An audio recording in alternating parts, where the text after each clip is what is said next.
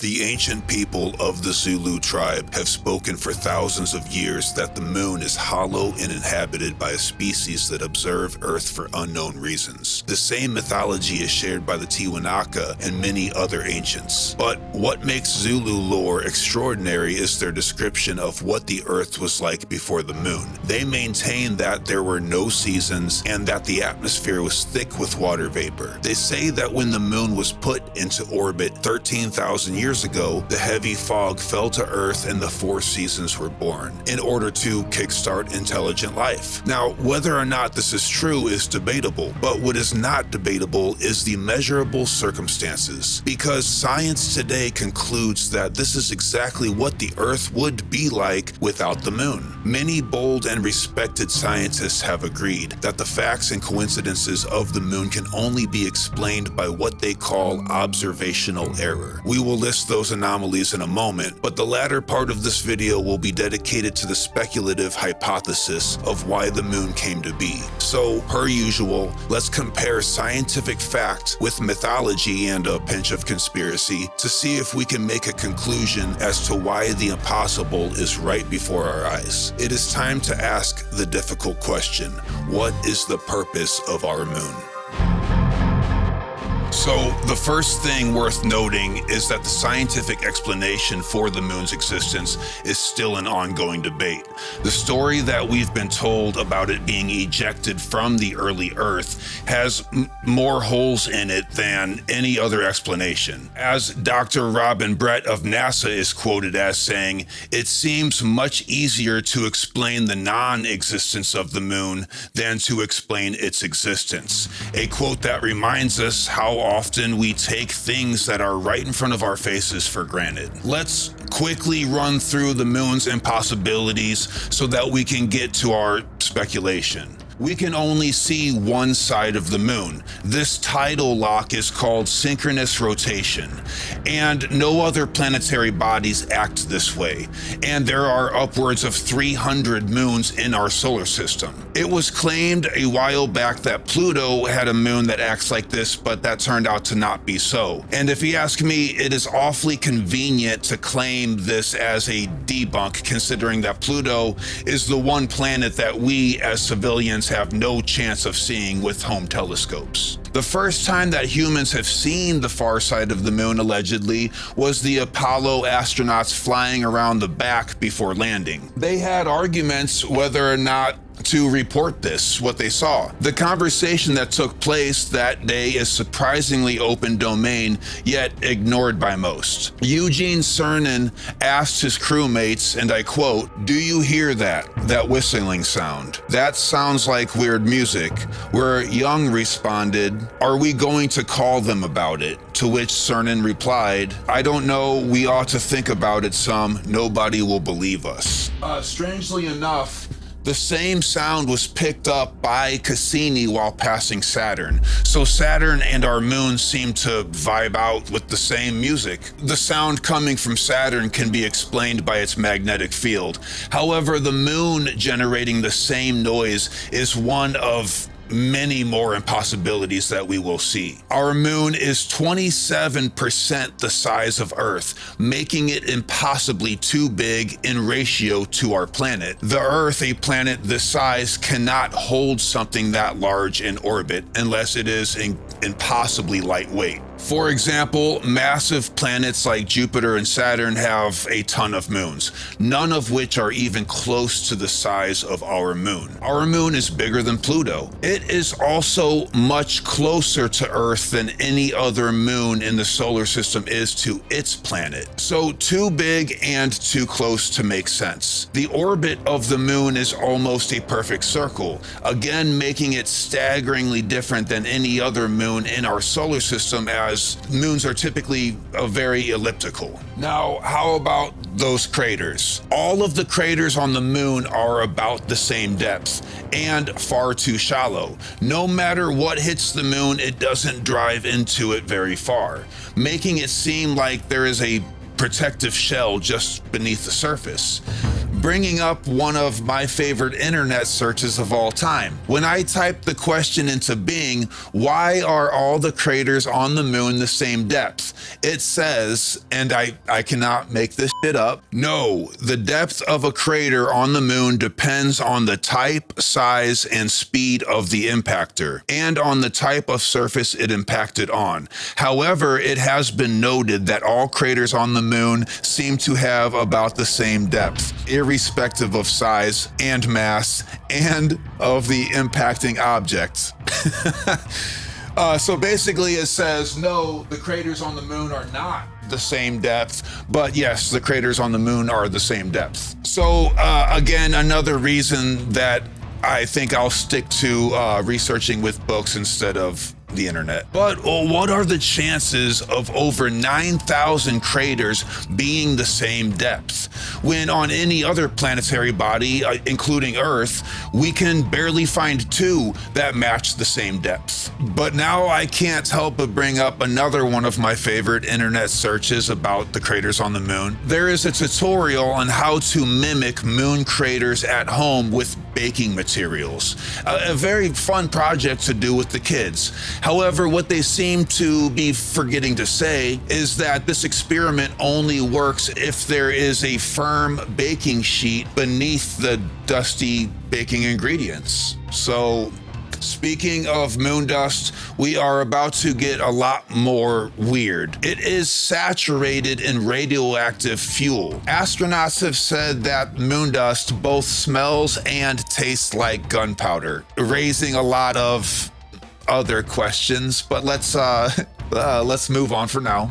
Besides its chemical makeup of uranium-236 and neptunium-237, both of which are elements that have never been found to occur naturally. Moon rock is approximately 2 billion years older than Earth rock and 1 billion years older than the forming of our solar system. And I mean, what the f is that? Basically concluding that the moon and Earth were not only formed at different times, but also formed in different places. On Earth, soil is newer at the surface and older as you dig deeper, which goes without saying, of course, but we have to say it because the exact opposite is true for the moon. It is as if the ancient rock from the heart of the moon was pulled out and then dumped onto the surface and leveled. The metals on the moon are not only found to be artificial, but they are the same metals that we have used to reinforce powerful and strong structures like buildings, kind of like an impenetrable shell. However, we use beams, we use steel beams, which can't be melted by jet. So now let's talk about these perfectly impossible eclipses.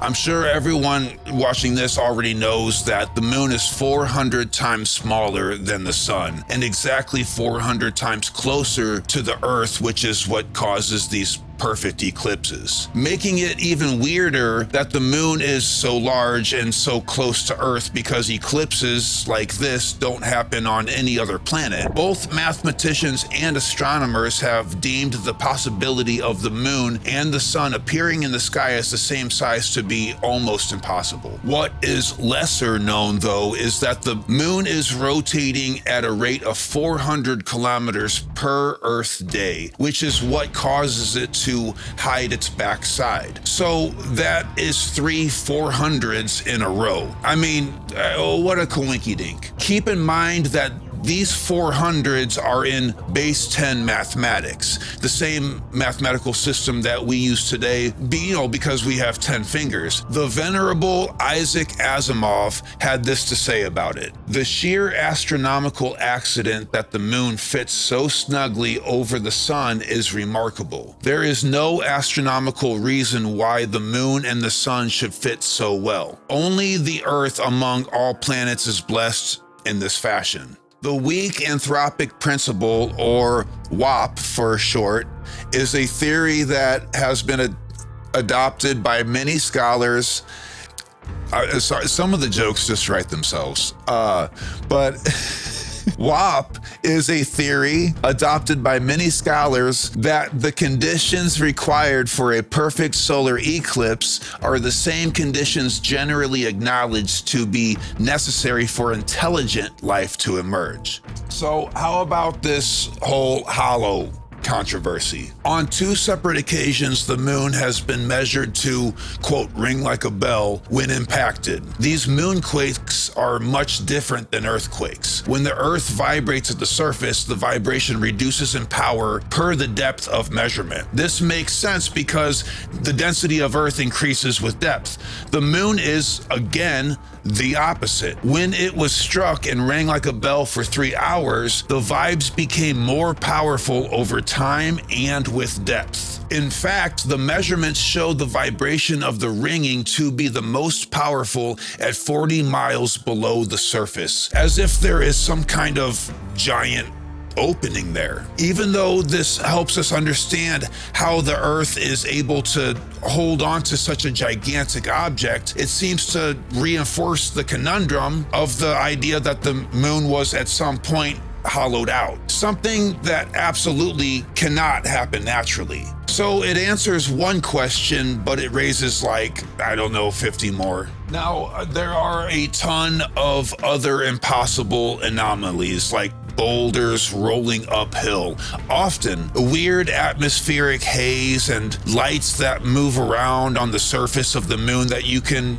read about for yourself. But for the sake of brevity, I would like to move on to the next subject here, because equally important, we need to talk about Ingo Swann. His story is just as unbelievable as the above mentioned, and also just as impossibly true. One thing that the military, the CIA, law enforcement detectives, and several other government agencies have in common is using psychics on a regular basis to a great rate of success. Most common examples would be like finding lost ships and sunken airplanes. So while we are out here buying the mainstream narrative that the mind is confined to the brain, the very people employing that narrative are out there reaping the benefits of these abilities. Ingo Swann was one of the many who definitively proved his ability to remote view. His remote viewing was so accurate that he was employed by the CIA to spy on military complexes all over the world, from the comfort of an office right here in the US. These CIA government documents are no longer classified, by the way. You can check them out for yourself. But as you can imagine, it didn't make the news, so most people just don't know about it. After years of successfully remote viewing military bases with confirmed findings, they stepped up his game quite a bit by having him remote view Jupiter,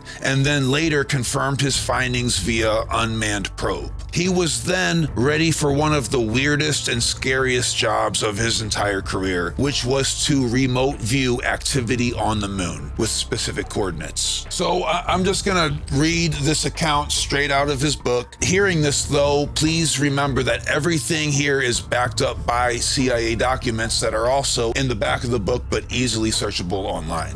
Axel gave me moon coordinates. I found towers, machinery, lights of different colors, strange looking buildings. I found bridges whose function I couldn't figure out. One of them just arched out and never landed anywhere. There were a lot of domes of various sizes, something to keep in mind for later. Round things like small saucers with windows. These were stored next to crater sides, sometimes in caves, sometimes in what looked like airfield hangars. And another thing to keep in mind, considering what the Apollo astronauts saw on the crater side when they landed and reported on the channel B of their transmission feed.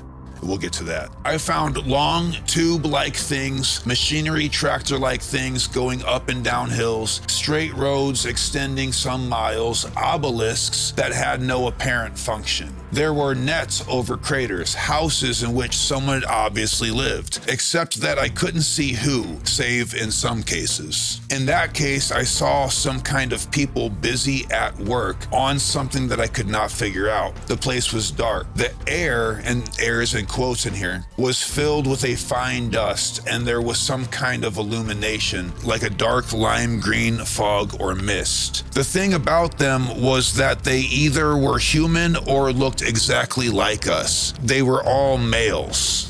You have a sausage fest on the moon, I guess. They seemed to be digging into a hillside or a cliff. But being there in my psychic state, as I felt I was, some of those guys started talking excitedly. Two of them pointed in my direction.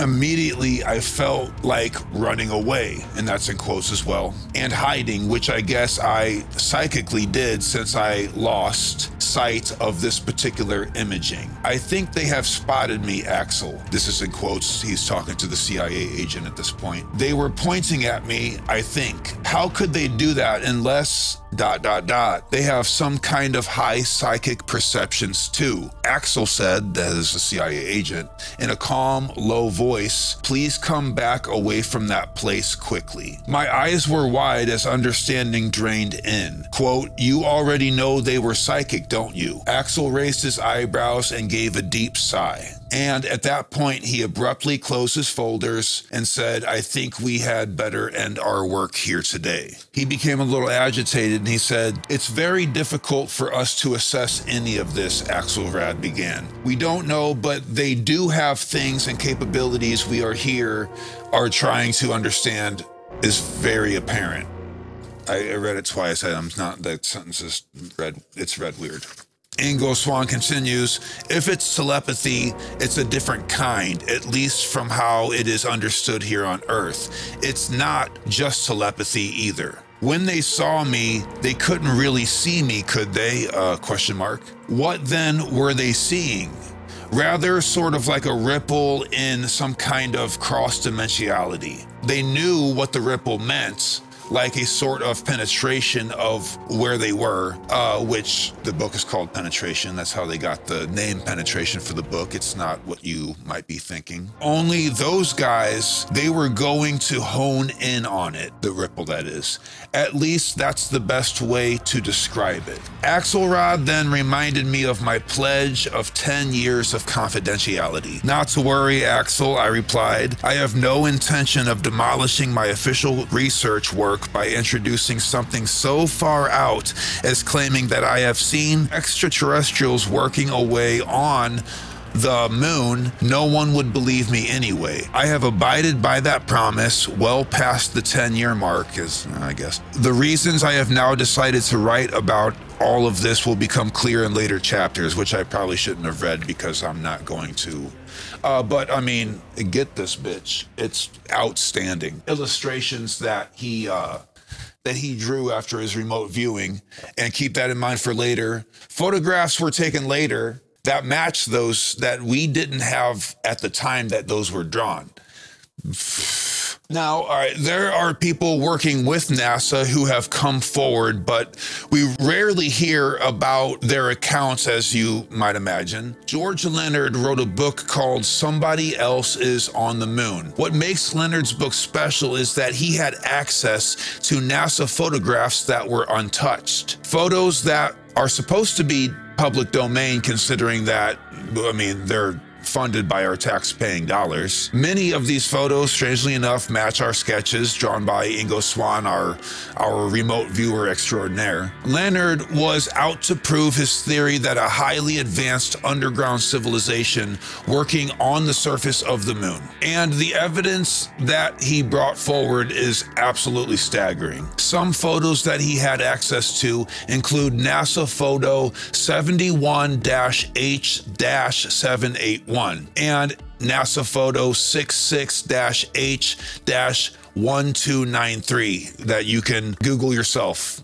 after this video, by the way. I'll put them up on the screen. Both of which show an irrefutable towering structure, and these kind of photos are not rare, as we'll see in a bit. It is said that the astronauts of Apollo 14 were expecting to see this rig when they arrived, referring to it as Annabelle. The following transmission conversation took place. She's sitting right on the ledge and must be over a mile high. Did you see that? Exclamation point. The light flares coming from the dark part of the crater just below Annabelle. Oh, cameras, don't fail us now, and unquote. Another NASA photo that he had access to is numbered Lunar Orbiter III-84M, a structure later referred to as the Shard or the Tower. Penetration by Ingo Swann also reads, the probability that our lunar satellite, the moon, was not solid was first mentioned in 1962. Several new studies were undertaken. These new studies ended up with much the same results. Finally, Dr. Sean Solomon of MIT reported in Astronautics in February 1962 that the lunar orbiter experiments vastly improved our knowledge of the moon's gravitational field, indicating the frightening possibility that the moon might be hollow. And then it goes on to say, frightening, question mark. What indeed is the significance of that word? Worth noting is that the expeditions to the moon had more agenda than just walking on it. We had on record plans to colonize the moon in order to harvest the natural resources for profit. And there's really no surprise as to that goal. But what is surprising is that those plans were completely forgotten about and left behind after our little visit. To me, this indicates that something frightening happened. As you know, we haven't been back to the moon, and that technology has supposedly been destroyed, preventing us from ever going back, I guess. This might be why the clear 8mm footage that the astronauts took while on the moon has been lost. Or at least that's what NASA tells us what happened to it. All we have is the live feed that may or may not be legitimate. That's a whole nother debate though. It ain't. But what it seems like to me is that we did go to the moon, but we just played the footage that was filmed on Earth in case the astronauts were to die on the way. This would, of course, guarantee that we win the space race. But the film that the astronauts themselves took while on the moon is gone. And I think it's safe to say that that's bullshit. We don't just lose the most valuable bit of video that mankind has ever had. People who say that we didn't go to the moon often refer to this interview with Neil Armstrong, where it is pointed out that the astronauts seemed bummed out. But we have to remember that Neil Armstrong disappeared from the public eye after this interview, and the look on their faces doesn't really equal bummed out if you look closely enough. If you look at the body language and the facial expressions of these astronauts, it's not disappointment, it's concealed fear. And what makes this even more strange is the reason Neil Armstrong disappeared from the public eye. It wasn't because he was shy. He spent the rest of his life searching fervently for a place called Agartha, something that I plan on covering on this channel. So why would the first man to walk on the moon get home only to ignore the public eye and leave his family and friends behind to use all of his funding available to search for an ancient mythological place underground? This to me is absolutely staggering. Of the 140,000 photos that Leonard went through, many of which have since then been retouched and portions eliminated, that include particular craters known for abundant activity. Craters named Plato, Timocharis, Timocharis, and Aristarchus have been noted by astronomers for hundreds of years to have a regularity of strange lights and colored fogs and even domes that seem to appear and disappear. As weird as it sounds, civilians today have access to telescopes as good or better than our ancient astronomers did. You can at home see these very phenomena for yourself, you know, something that we are frankly conveniently too busy for. And there is no surprise that these are precisely the areas that every rover and manned mission has completely avoided, despite these regions being flat. This reminds us of how rovers sent to Mars very purposefully avoid portions of Mars called Cydonia. Cydonia has the famous Mars face and the pyramids native to it. Cydonia is otherwise completely flat and perfect for rovers, but instead we send rovers to more mountainous and rocky regions. And by the way, it's illegal to go to Cydonia. Illegal for both governments and civilians. After this video, do yourself a fun favor and Google the reason why. A bit more from penetration here. On October 12th, 1954, astronomers utilizing the telescope at Edinburgh Observatory to examine the moon was able to observe a dark sphere travel in a straight line from the crater Tycho to the crater Aristarchus that we mentioned earlier. Both of these craters otherwise demonstrating numerous light phenomenon of one kind or another. The distance covered by the sphere took, quote, a period of 20 minutes, and this roughly calculated to a speed of nearly 6,000 miles per hour. In September of the same year, a similar object had been sighted by two men using a 6-inch telescope, which is available to civilians. For over 40 minutes, they watched it leave the northern area of Mare, Humboldtianum. There you go. And move upward out of the lunar atmosphere into space. It is important here to recall that small-scale telescopic resolution requires lunar objects to be very large-scale in order to be perceived. The spherical objects must have been quite large, say about 1 to 4 or 5 miles in dimension. NASA is a bit sloppy at times, and they have accidentally let a couple things slip. Two photos showing extraordinary crafts seem to have escaped censorship and airbrushing.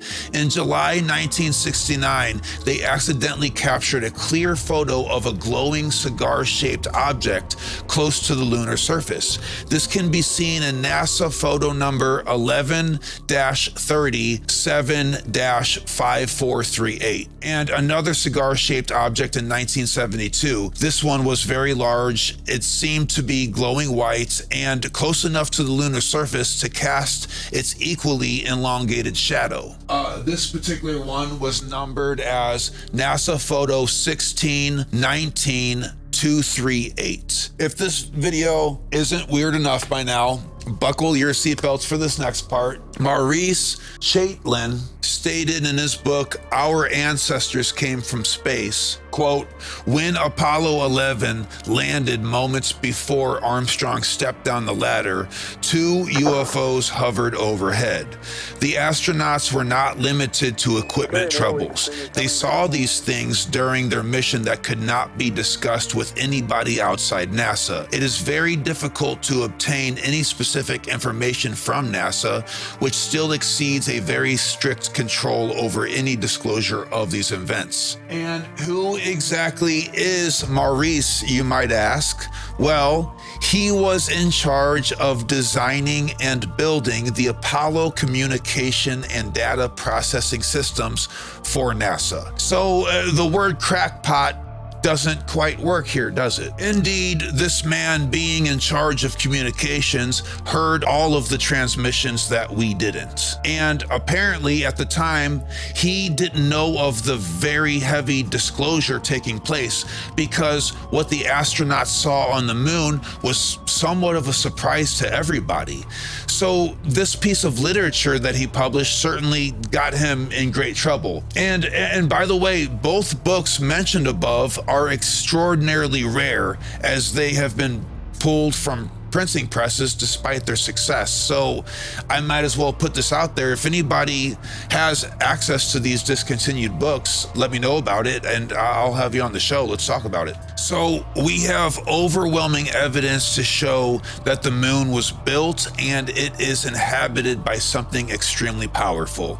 And the evidence that we have against this case is simply that it just can't be so. That's the only argument, that it just can't be. What part of the phrase truth is stranger than fiction do people not understand nowadays, lately? But let's get to some speculation as to what is going on up there. And can our mammal brains even comprehend something this strange if we were to find an answer? In the classic book, Who Built the Moon, a hypothesis is stated as follows. The moon was engineered by an unknown agency circa 4.6 billion years ago to act as an incubator to promote intelligent life on Earth. The unknown agency knew that humanoids would be the result of the evolutionary chain, and keep the 10 fingers thing in mind for a bit later. That unknown agency wanted the resulting humanoids to know what had been done, and they left a message indicated by the dynamics of the moon, which reminds us of these impossible eclipses. If the moon is a device, it is overtly obvious that it has a purpose beyond observation. After all, it sustains intelligent life on Earth. With that in mind, it would be almost self-evident that this makes the Earth itself a kind of incubator.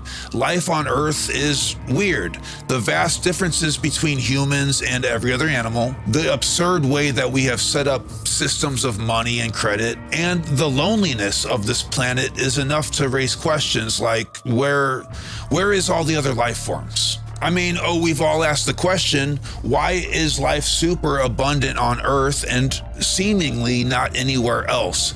And what are the chances? If Earth is an incubator and the moon observes and sustains it, and we are cut off from all other planetary life, that makes us, well, an experiment. It makes us a petri dish on a macrocosmic level, or perhaps even a kind of farm. I can't help but be reminded of our videos on this channel concerning Gnostic lore, but anywho, Socrates states that we should follow the evidence no matter where it leads. This means to throw out old beliefs if new information comes forward. This is very difficult when it comes to this moon information, but we have to do it. We have to face that monster. We have always known that Earth was unique. That is self-evident, but these findings show us that it is somehow unique on purpose and by design. So here we go. The big question: is this experiment set up and meant for us to grow and self-realize? You know, to see if material beings that are half animal, half divine, transcend the limitations of matter, like as if they are rooting for us?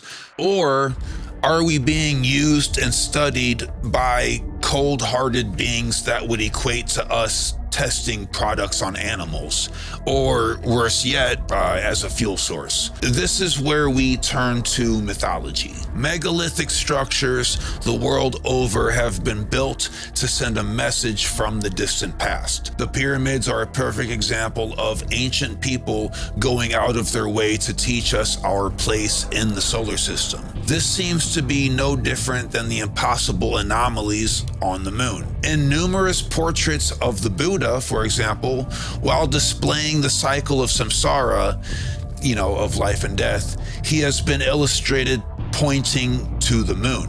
Various alchemical manuscripts seem to make it clear that the moon represents something which is made to be temporary. Keep this in mind for the end of the video, but in fact, the belligerent absurdities of the moon itself seem to be a bit of a message to us in some way, shape, or form that we just have not grown up enough to understand. Eclipses are a perfect example of that. We have roughly concluded that eclipses have been designed by some kind of unseen hand or technology. This really does seem like a message or a code. But what is strange about these numbers concerning the sun, moon, and earth ratios and numerous other mathematical anomalies of the moon is that they are in base 10 mathematical formula. This is not just a projection of our math. They would be in base 10 mathematics without us having crunched the numbers. But we just so happen to have 10 fingers. Whatever created the moon seemed to have done this on purpose as well, as it gives us a huge head start in those very mathematics.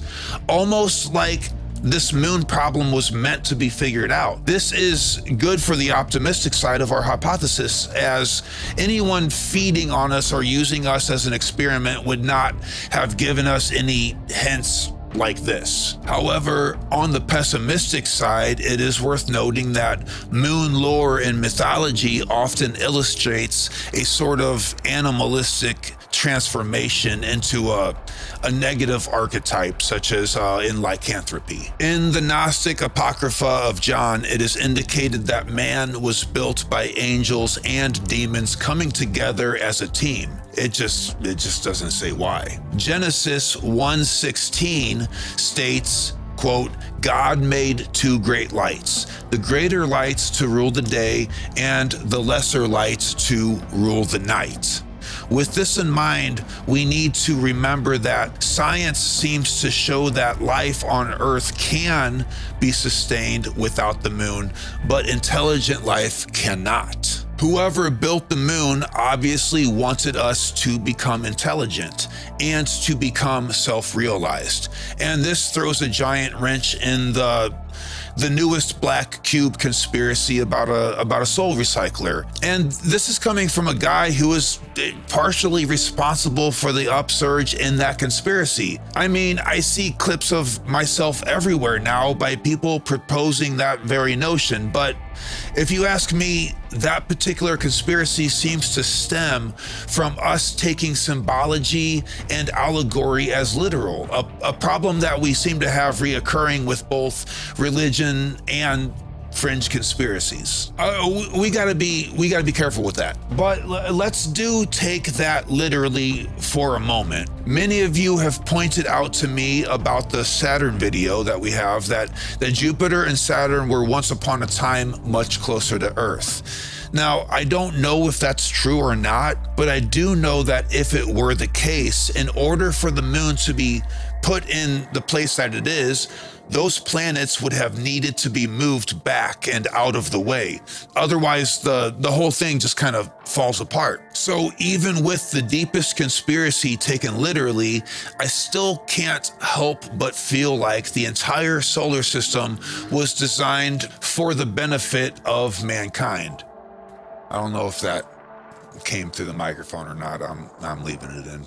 We are meant to realize something, but we have not grown up enough to read the language. There is something urgently beckoning us to evolve intellectually and spiritually enough to self-realize. If anything is feeding on our suffering, it is the drunken stupor of mankind itself against itself. Despite this being obvious, it is very hard to psychologically accept. Therefore, theories would easily slip down that slope into, lizard people and whatnot. Now, I'm not disregarding those conspiracies, and they do, in fact, hold my attention, but that is just not what I am personally getting out of it. Whatever or whoever built the moon had no such heinous agenda in mind. I think it seems to be quite the opposite. Like it was designed for us to awaken from our reptilian minds. So although the moon does not produce light itself, it reflects the sunlight. This is why it is compared in alchemical manuscripts to the snake shedding its skin, symbolizing something that is temporary, that is projected by something that is permanent and unchanging. But what this also points to is a symbolizing of the moon as a beacon of hope in the night. And although this is a symbol or a metaphor, it is important to remember that symbols and metaphors always points to a greater literal truth. We need to realize that there is more complexity to this subject than just good and evil. There might be a third direction that our dualistic thinking is just currently blind to. But what we are no longer blind to is the self-evident strangeness of one of the largest and most obvious objects in the sky. And it all makes me wonder exactly what else out there is both impossible and also simultaneously true.